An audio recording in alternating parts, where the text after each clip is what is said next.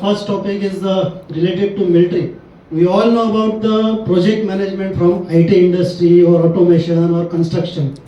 But I think many of us may not be knowing what is the role of project management in armed forces.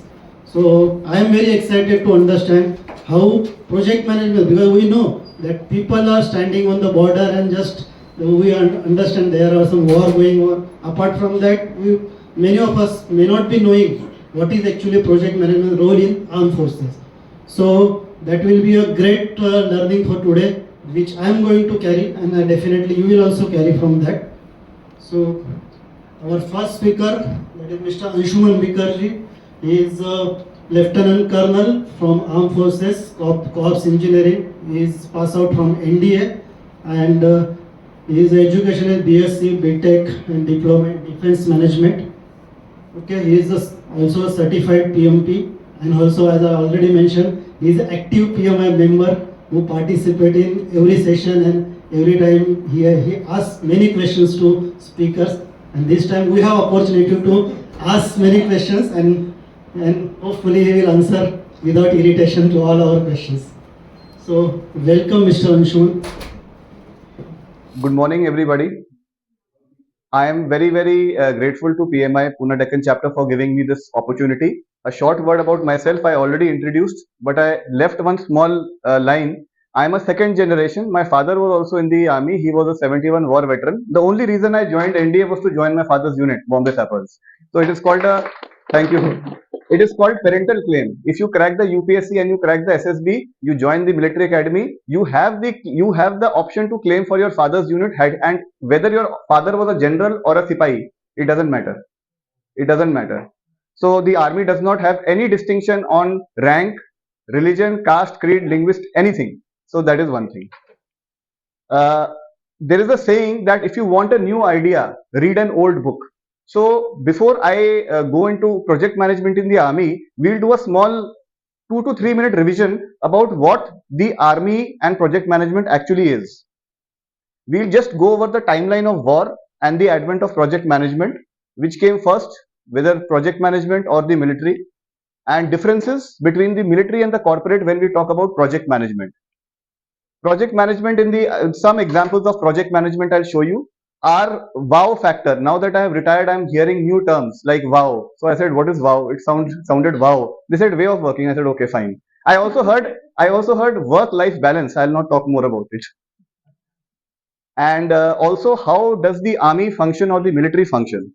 How is it that our reaction, how our reaction is what it is? So it is just to show you that people who are eating the same ration, having the same water, but it is basically what is it behind, and what we can inculcate and make our organization move ahead, whichever organization we talk about. A small word about Corps of Engineers, my arm, and some noteworthy projects. So the ice age, once the ice age ended, then man started moving from hunter gatherers to agriculture. We have studied in our history lessons way back. There were raids by the rival communities on the food stock. So that was the time military was raised by these Neolithic people.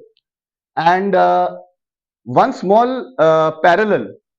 Does anybody know who has given birth to Indian Armed Forces? Who is the mother of Indian Armed Forces? Anybody? Any guesses? The Indian Army has come from where? Absolutely wrong. Please don't get, if people might get a little sentimental, I am also extremely sentimental and emotional. We have neither come from Indian National Army, neither have we come from any of the older kings and chieftains. You will be surprised. The Indian Army's mother was a corporate, East India Company. We are from the East India Company and we have no shame about it. We should not say no to what has actually happened. The ethos and the traditions which we have come from the British, East India Company, and after the 1857 revolt, the British Crown. So we were raised by the corporate. The advent of project management, again, I will not go into this. We are all project managers here.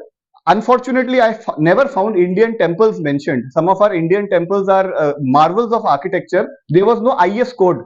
There was no soil testing. I'm a civil engineer, so I know that that time ये सब नहीं था. Yet we made some of these most beautiful structures which still stand tall. We had Henry Gantt. After that, the critical path method made by two people, one from DuPont and one more. The PERT was again US Navy's. This was the closest the world went to the Third World War. This happened because of the Cuban Missile Crisis. Then the US Navy decided to go for the second strike capability. That means you can strike after a nuclear strike. You will strike. So you will strike from where? Submarine, under the earth and under the water. So that was the Polaris project. So actually, project management in the modern version started from the US Navy. Then the work breakdown structure was the US Department of Defense. VUCA, this term VUCA started in 1989 once the Soviet Union was about to collapse. So VUCA was coined by Pentagon, which now we all talk about. Most of the project management techniques were either created by the military or for the military. More often than not, you will see project management and military are two sides of the same coin. A project, we all know what a project is. You can read this. War. Now, when we talk about project management in the military, I want to make this thing very clear. If I have to construct a bridge or I have to fight a battle, it is the same for me. The end objective is the same. Life and death doesn't matter.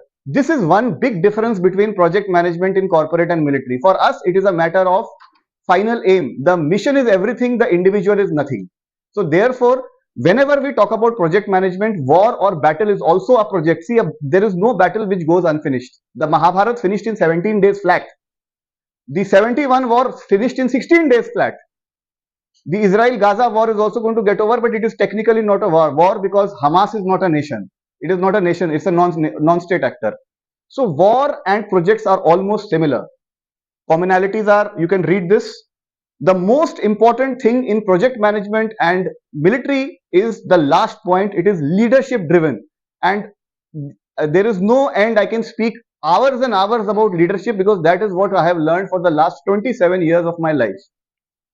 Some key differences. What are the differences between project management in the corporate and in the military? Now, in the risk factor, we talk about scope creep, we talk about budget, we talk about attrition. Our risks, our biggest problem is that your competitor, if you are in Godrej, your competitor may be somebody, he is not going to kill you. That's for sure. In our case, the competitor is only going to kill us. So that is why the enemy action is a very big risk. Second is terrain. Terrain assumes a very big significance because our projects they follow exactly the same procedure which the corporate does. We have tendering, we have a RFI, we have a RFP, we have contractors giving us the quotations, everything, but we have the problem of terrain. Northern part of the country is all mountainous, we have deserts, we have marshes, we have jungle, we have riverine terrains. So terrain is a big issue because your contractors, your vendors, your stakeholders, none of them who are from the military will have to be present there and in the war zone along with you. How do you do it? Weather is again one more issue. We are a all-weather project management company. Weather is not a factor for us. So that is one more issue which we have to take into thing. Dynamic timeline. In this dynamic timeline, there is one thing which is constant. Nothing is postponed. It is only preponed. I have in my 27 years from NDA never heard of anything, any event which was postponed. It was only preponed. So that is one issue. We have to keep that also in mind. And therefore, we stage forward our resources, our men, our troops, our equipment accordingly. Geopolitical changes. Now again, geopolitical changes. Last 4 months I retired. I was with a corporate. I am learning new terms. So they say geopolitical changes. But in our case, geopolitical changes are such that thanks to or whatever, again no political things, but Nehru's vision was such that we are slaves of the Soviet bloc. MiG-21. Why does MiG-21 crash? We have AN-30 aircraft, IL-76. We have the T-90. This is the T-90. Every equipment was from the Soviet Union. After the Soviet Union has collapsed, now we are just doing some sort of cannibalization from Russia, Ukraine, Kyrgyzstan, Azerbaijan, because Soviet Union, they had their factories all over. So we are now actually begging all these countries for the spare parts which we cannot produce. Recently, in the last 7 to 8 years, thankfully the government has gone on a drive to make ourselves self-reliant. We have got our own fighter aircraft, we have our own Hepter. So that is happening, but till now it has not happened. Attrition rate, our attrition rate is simple. Our attrition rate is body bags. It is very, very simple. That is the issue. So you say, like, there's a very famous speaker called Captain Raghu Raman. He made a very good statement. He said that in the corporate, if you miss your target, you have one more quarter. In our case, if we miss our target, one woman becomes a vidva, one child becomes an orphan. So we just can't afford to miss our targets. Stakes are extremely high. Now, before I go and play this video, we talk about, I learned about project management 3 years back when I started studying. So we had project managers, we have portfolio managers, program managers, we have PMOs. So you can have a look at this video. This video was made by Indian Navy last year on the eve of Navy Day. Just see that once a ship leaves the harbor, whether it's an aircraft vessel or it's a submarine, the kind of projects, portfolios which are present in it and how they manage to use that.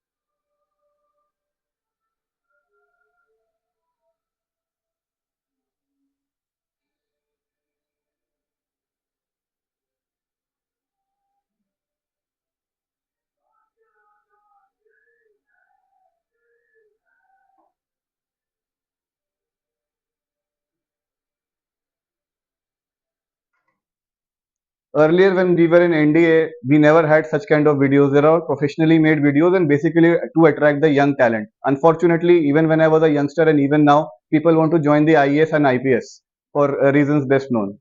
But this is something which is basically leadership. So if you would have seen, you have a submarine, you have an aircraft carrier, you have frigates, you have different kind of crafts which once they leave the water, the access to communication is less, the access to fuel is less. Your missiles and those rockets and missiles which are being fired, they have to be kept in a controlled temperature and controlled relative humidity. I was also part of an ammunition depot, so it was a very big task. So keeping all this, and in case something goes wrong, the ship might catch fire, people might die. So again, this video is basically to show that project management is taken seriously because it is going to affect not only the operation, it is going to affect your own life as well.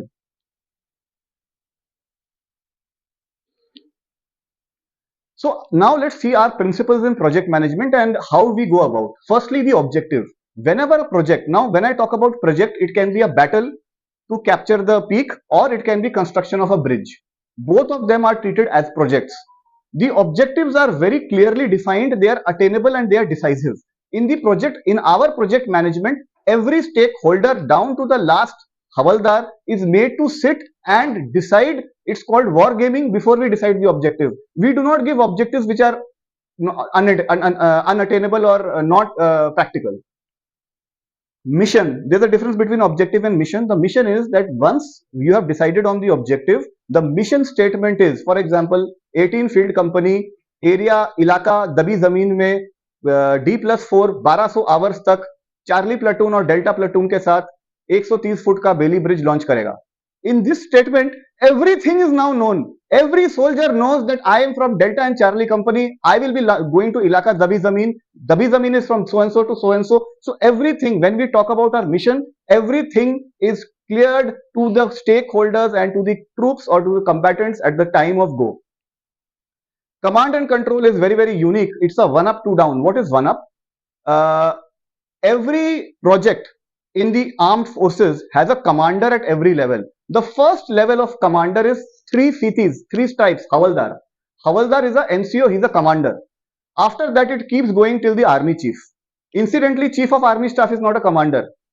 The army commanders are commanders. He's a staff appointment. He's a staff appointment to the president of India. Just a protocol I'm telling you. So every commander has somebody called the 2IC. The 2IC is the second in command. He is one of the most important persons in the organization. The 2IC is morally responsible to be aware about the commander, know his vision, know his mind. At any point of time, what is going on, where what is going on, he must it is his responsibility to keep himself or herself abreast. So therefore, the moment the commander is out, there is no problem, the operations will start. And the moment the commander is out, 2IC is commander, the 3IC becomes the 2IC. This is rehearsed. This is rehearsed. So it is nothing new. Two down. Two down means that the commander knows the plan and the progress 2 levels down. It's a very humongous and a Herculean task. That is why you will find most of the army generals extremely thin, lanky with all the hair gone off. Because they don't get time to sleep. They are all the time on the move. I'm a lieutenant colonel, and I thank God I am not a lieutenant general or a major general. I just don't know how to survive. Contrary to what people think that they are playing golf and all, that is just not there, because it is only 1/5 of the Indian army which is in peace. 4/5, 80% of Indian army is in active CI. So it is just like that. So two down, they know 2 levels down what is going on. Element of surprise. This again is one of the most important principles in project management. It is also for you in the corporate, or I'll say us now. I'm also in the corporate, because we don't want our business secrets to go out. But in our case, for example, I was in Pokhran. My unit was there for nearly 3 years, 8 months. So the 1998 operation of Pokhran is a classic example of project management, where we fooled the Israeli and the US Condor satellites to the T. They never imagined that even 1 hour before that 5 nuclear detonations will take place. So we maintain the element of surprise. We keep the element of surprise as part of our plans. We plan for it similarly. So if 5 people are supposed to go to area Dabi Zameen, half an hour before, 20 people will go to area Ujdi Zameen on the other side, in order to give the enemy the sense that we are going that side. The center of gravity is there. Fully men, material, and information.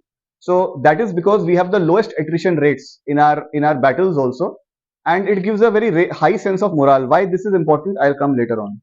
Simplicity. Our plans are very simple. No complexities in the plan. As simple as possible. Nobody is trying to show off to the other commander that I know a lot. I have done MTech from IIT Kanpur, so I'm going to make this plan. Nothing like that. Most of our officers are also MTechs and MSCs. Many of them have studied in Harvard, Stanford on their own money and come back on study leave, and yet they are serving in the organization for the betterment. But plans are simple, because Sipahi Bhoop Singh must understand the plan. If Sipahi Bhoop Singh is not understanding, your plan will fail. Mass, concentration of combat power at the point of decision, whether it is resources, whether it is bridge, whether it is concrete, cement, reith, bajri, saria. So there is a saying in the army, it's a very old saying in all the armies: get there fastest with the mostest. So you have to reach fastest, and you reach with the maximum amount of resources. Also, economy of effort. It's not that our budget is unlimited. Why? Because the moment one project gets over, another one will start. So these are basically our planning parameters. And redundancy. So redundancy is like, I got my laptop, we got 2 more laptops, we have 2 mics. Same thing, same redundancy is done in every stage. Communication is foolproof. We have 3 to 4 tiers of communication, including radio communication. We also practice, the Navy practices the flag communication, the Morse code.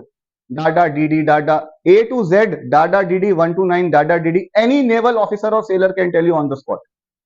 So this is the level we go down to. Because when the war will start, the US will switch off all GPS. Our communications will fail. You see, so that is the reason we have to do this. So one important thing, Tyar Bar Tyar is basically a motto of one armored brigade. That means ready, ever ready. बच्चा borewell में गिर गया, फौज को बुलाओ. चेन्नई में flood आ गया, फौज को बुलाओ. Anything which happens, फौज को बुलाओ. It is with pride, also with humility. Why I would say that why we are always ready. The reason is that we are always, each and every time we do our preparations, we do not wait for a situation to happen, but we always keep wargaming. A small question to the audience. Can anybody tell me what do you understand by military? What exactly comes to your mind when I say military or army? What is the organization? No, I'm asking about the organization. Is the border security force military? What about CISF in the yes, so military is only Army, Navy, Air Force. Therefore, only we have ranks, and we can carry the ranks to the grave. So the rank will go to the grave. Rest everybody does. Nobody gets a rank. So people write DIG so and so, IG so and so, Justice so and so. Again, I will not comment. This is a public forum. But the rank is the only thing which is permanent to the military. Our vehicles are also different. You will see our vehicles with the BA number, broad arrow number. We don't have MH or UP registrations. BSF vehicles have MH and UP registrations. So that is one difference. So this is a small clip by General Tiny Dhillon.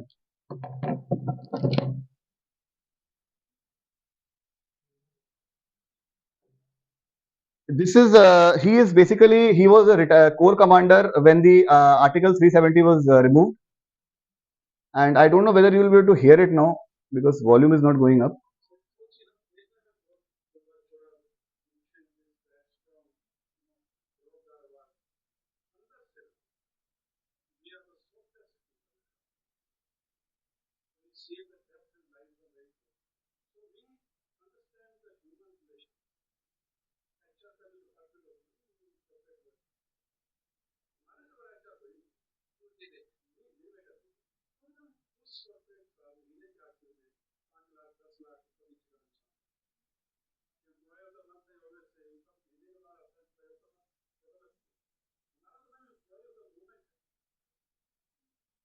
So basically, when we talk about project management, even in the project management, we talk about the people, processes, and the business. Correct? The most important part, I'm sure everybody will agree with me, it is the people. If your people are not with you, you may be Einstein, your projects will fail.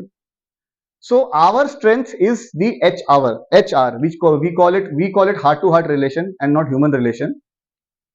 The man behind the machine. A lot of money and a lot of time goes behind training people. We spend maximum amount of time training. So as per the charter of duties, the Army, Navy and Air Force when in peace station is supposed to train. So we are training if we are not fighting. We have a very intensive selection process. In the Indian, US, UK and Pakistan, these are the only armed forces which have a very unique psychological interview. It is called the SSB, Services Selection Board. It's a 5-day psychological test, very, very grueling. And if you clear that, then only, so the joke is it is not Services Selection Board, we call it the Services Rejection Board. Because it is a maximum rejection, it is the highest rejection, even IIT doesn't come close to us. We are 0.15% in National Defense Academy.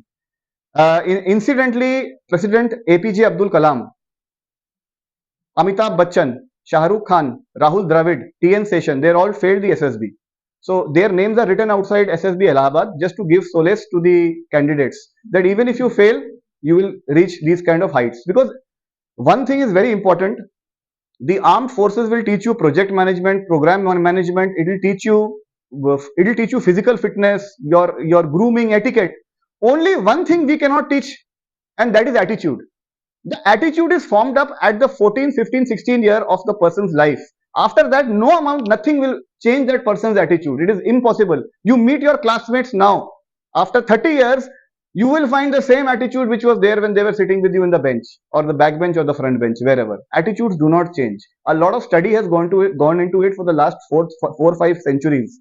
So therefore, this is what actually makes the difference in project management in the armed forces is the people behind it. Diversity and inclusion. So I also heard about diversity and inclusion, small word. 1993, Parvanu, timber trail, Shimla. There was an accident that the cable car snapped and the cable car was suspended 1500 feet. Correct? Does anybody remember? I mean, may have read, those who are old like me. Yeah. So what happened was when the cable broke, the operator jumped out to save his life. Instead of staying in, which was his duty, his dharma, he jumped out and he died because he fell down 1500 feet and his body broke into pieces. Now the cable car is hanging there, no Motorola has fallen down. So the hotel contacted the army brigade at Kasauli at around 3 p.m. The army brigade at Kasauli contacted Western Command contacted the Indian Air Force at 6 p.m. Suddenly they found the cable car, the lady, and there were 2 gents and 1 child, that a helicopter was flying over them. And then suddenly, like God, one person slithered down. That man's name was Major Ivan Krasto from 1 Para Commando. The helicopter was flown by then the Wing Commander Fali Major, who later became Chief of Air Staff, Group Air Chief Marshal Fali Major, who was a Parsi. And the co-pilot was Flight Lieutenant Upadhyay. And they came, they stayed, they took out 2 people, 1 person could not, they could not evacuate. So Major Krasto stayed back overnight He could have gone back and come in the morning. He stayed, he volunteered to stay, and all this the day after his father's funeral.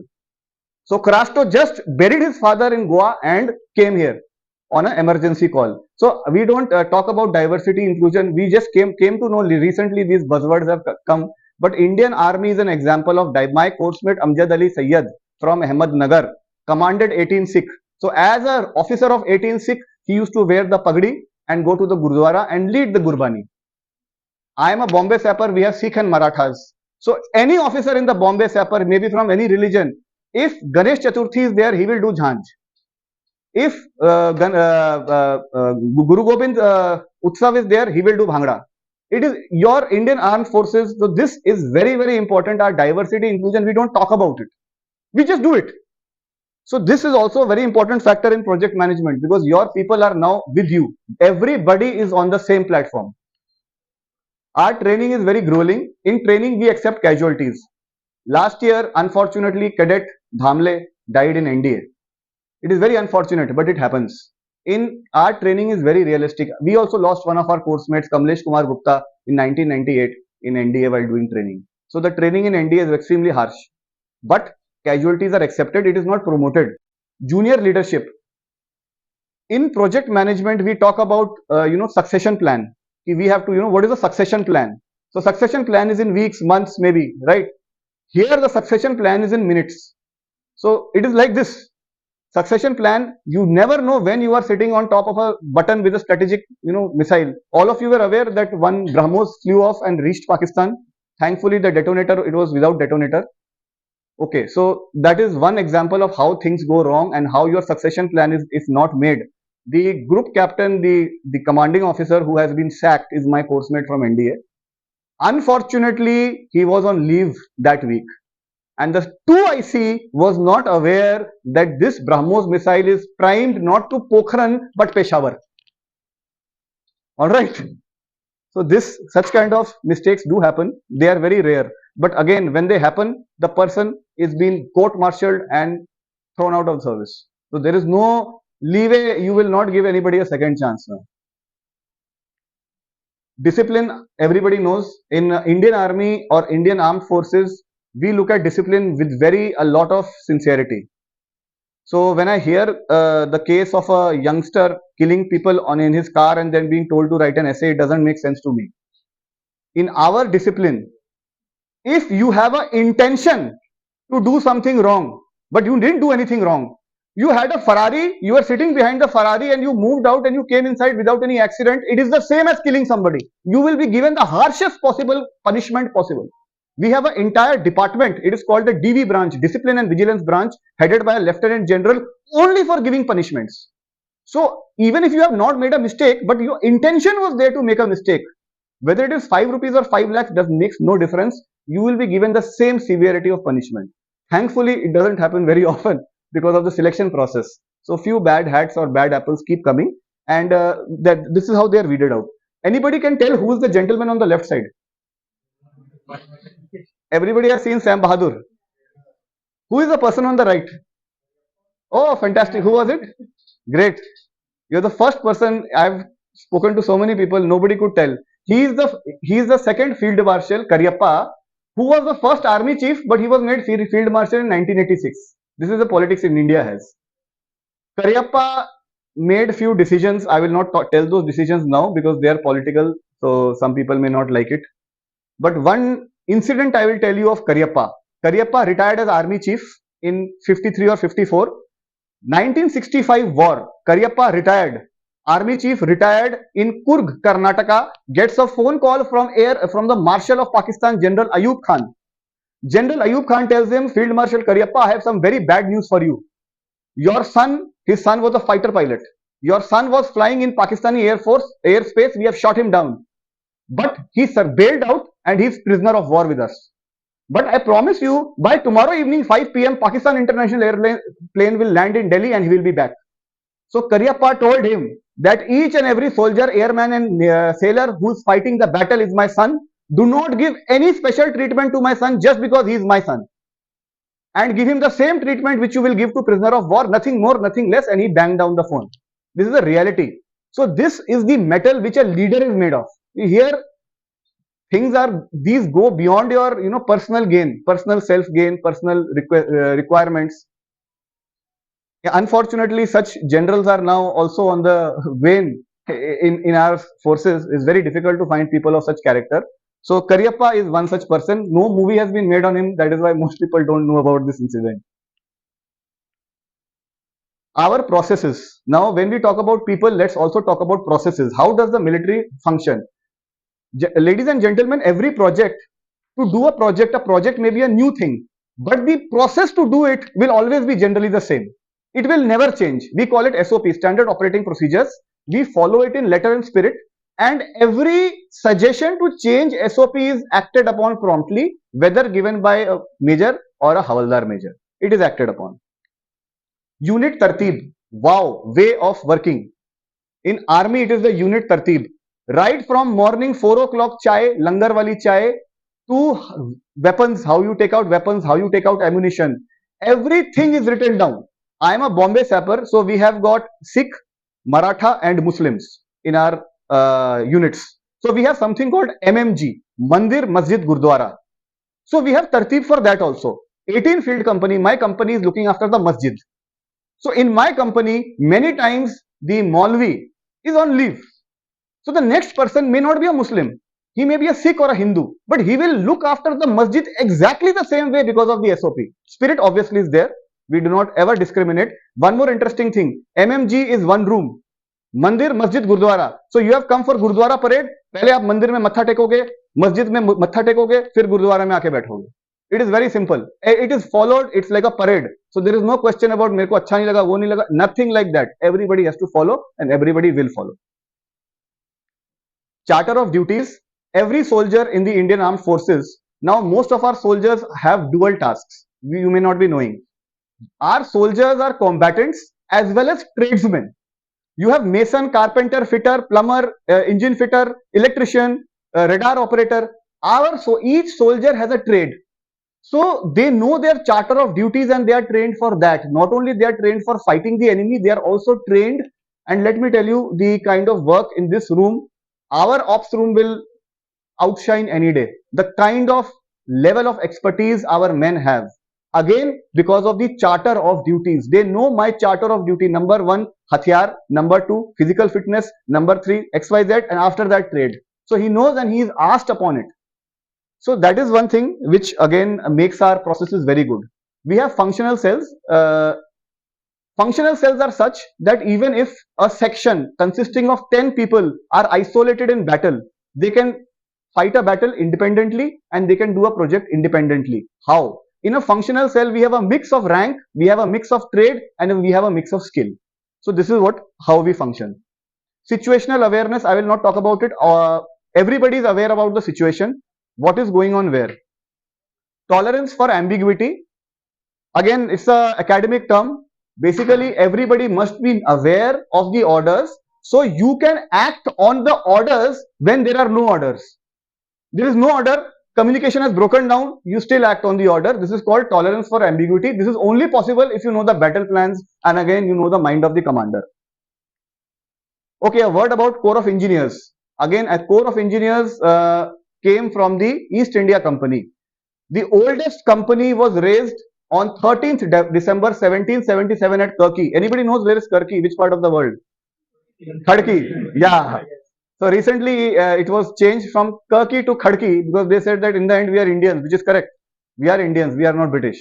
Otherwise, so incidentally, I am commissioned into the same unit, 18 Field Company. It was raised by Major Lawrence Nelson in 1777. All the company commanders' names are there in our company commander board. We have 3 groups.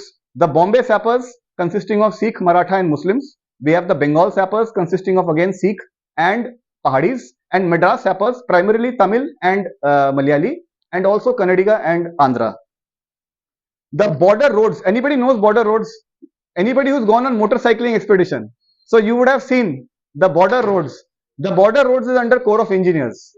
So it is again all the you've seen the quality of border roads. I don't think I need to say anything. Has anybody encountered a gadda in border roads ever? It is a legend. It is said that border roads के ऊपर आप roller skate पे जाओ, आपको कभी भी undulation नहीं मिल सकता. And it is not that we have extra budget. Only thing is we have extra honesty. That is the only thing. The junior engineer will stand. He will not move. The laborer is there. He will stand and see how the dhalai is taking place. That is the level we are going down. It is very simple actually. There is no complexity. People say, no, we must have new ways of making India shine. You don't have to do any new way. You just do your process. कोई करता ही नहीं है. MES, Military Engineer Service, is the largest construction agency possibly in Asia. We have a budget of 13 lakh crore. It is mind-boggling. All the Indian Army, Navy, Air Force, Coast Guard, all these buildings are constructed by the MES. I was in MES 2 times as a garrison engineer. Military Survey, ये जो आप सर्वे के maps देख रहे हैं, this is also Corps of Engineers. The Surveyor General of India is a Major General sitting in Dehradun. The headquarters are in Dehradun. Very few people know about it. So this is our Corps of Engineers. A small clip about what we do. The Corps of Engineers, when I was a kid, I used to ask my father, what do you do? So my father said, the three, Brahma, Vishnu and Mahesh. He says creation, preservation and destruction. So this is what we do. We create, we preserve and we destroy.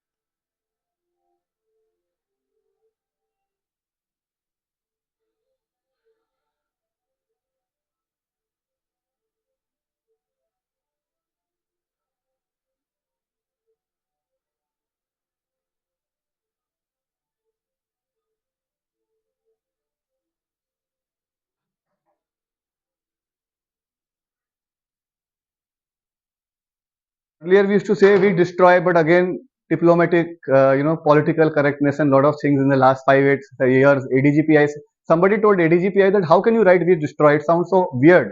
So ADGPI, which is our public broadcast channel, so they made it we breach. Breach is basically to destroy or to break.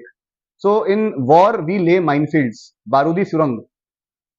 We breach the enemy minefield. We destroy bridges. We make bridges. Our bridges are made in 45 minutes to 3 hours. They are all Bailey bridges or MGBs or these kind of bridges. And we are also into sustainability. So we create water points. We create helipads to sustain troops. Okay, anybody can identify this bridge? Yeah, Yerwada. This is actually the Fitzgerald Bridge, made by Bombay sapper Captain R.S. Ceylon in 1867. So just I wanted to show you some notable structures in Pune. So you can also identify, okay, this is the Yerwada Bridge. The Bombay High Court, Major Fuller. Bombay Mint, Captain John Hawkins. Bombay Town Hall, again Captain Fuller. Bombay Secretariat, Wilkins. And Deccan College, Captain Clare Hickins. All these are made by the Bombay sappers. So this is pre-independence. All these buildings have been made. So if you go to these buildings, or even if you come to the College of Military Engineering or Bombay Sappers, my bungalow, incidentally, where I was staying, it was a 170-80-year-old bungalow. So in the rainfall, last year, 2020, 2019, we had huge rainfall. All the buildings were leaking. Not a single drop was leaking in these buildings. Not a single drop.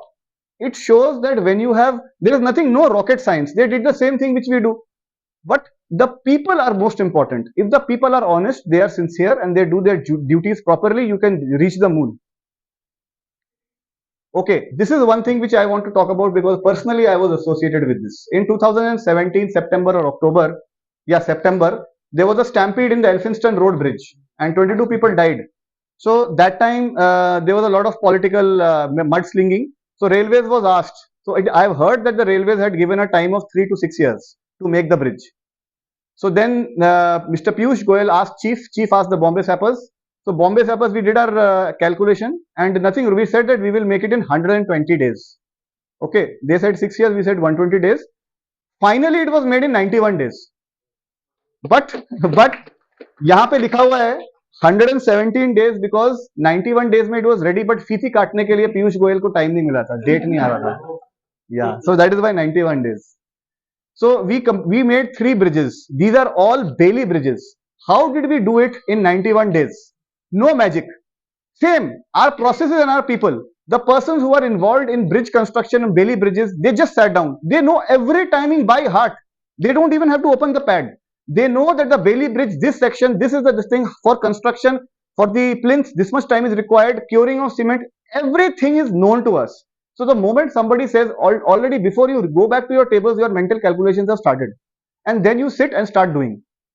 Only thing is we require space from the railways. And so since railways is the client or the customer, they were helpful, they gave us full support, and that is the reason we were able to construct these bridges. And the bridges, how we got the bridge parts is also a story. I was part of the procurement. There's a small interview on YouTube, my 2 minutes of fame. We do procurement in a very difficult manner. It is very, very difficult. Even to buy a pen, I have to follow the General Financial Regulation 2017, Defense Procurement Manual 2009, and Defense Acquisition Procedure 2020. All these have to be followed. A noting sheet has to be sent. The commandant, brigadier will sign it. It will go to the integrated financial advisor sitting in Southern Command. He will give a comment and return it. Despite all these kind of things, we managed to do the procurement. Why? Because we work on something known as reserves, which is one advantage we have from the corporate. You don't have land, you don't have space. You have to pay for it. You have to pay rent. In our case, we have a lot of land. So we have WWR, War Wastage Reserves. The moment any disaster takes place, the bridges just need to be moved from place A to place B. So I have finished. This is a very famous proverb. There are no runners-up in war. You either win or you lose. So I hope I'm thankful all of you bared with me in this boring presentation. Any question?